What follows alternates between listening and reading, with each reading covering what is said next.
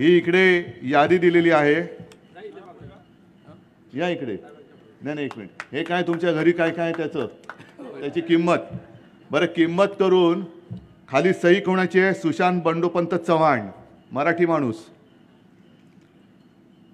त्यांनीच खाली सही केले.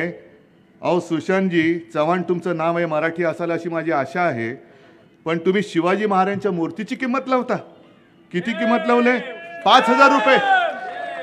अहो तुमची किंमत किती चव्हाण साहेब? तुमची किंमत किती? तुमची किंमत तुम्ही याच्यात दाखवले. माझ्या महाराजांच्या मूर्तीची किंमत 5,000 रुपये करता तुम्ही. शरम नाही वाटत? कोणत्या कुळात जन्मला तुम्ही? कोण होते तुमचे पूर्वज? म्हणजे नालायक माणसं किती असतात. महाराजांच्या पवित्र, ही महाराजांची मूर्ती आहे, ती महाराजांची मूर्ती आहे, त्याची किंमत 5,000 रुपये. कोणाची चाकरी करताय तुम्ही?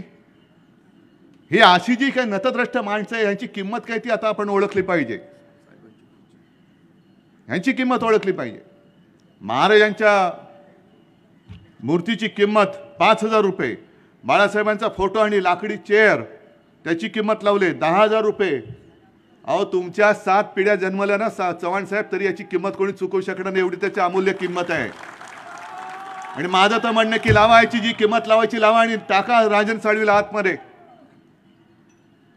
पण साधं तुम्हाला कळत नाही. तुमच्या घरातल्या आई वडिलांची किंमत जर कोणी केली तर चालेल चव्हाण साहेब? आई वडिलांची किंमत करतो आम्ही तुमच्या. हे आमचे आई वडील आहेत, छत्रपती शिवाजी महाराज.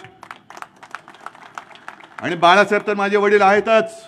मेंढ्यांच्या वडिलांची विंध्याने किंमत नाही म्हणून ते माझे वडील चोरत आहेत. त्यांना कळले माझ्या वडिलांची किंमत, पण चव्हाण तुम्हाला नाही कळली. पण का हे सगळं मागे लागताय? तर राजन साळवी मिंदेकडे किंवा भाजपकडे गेले नाही म्हणून.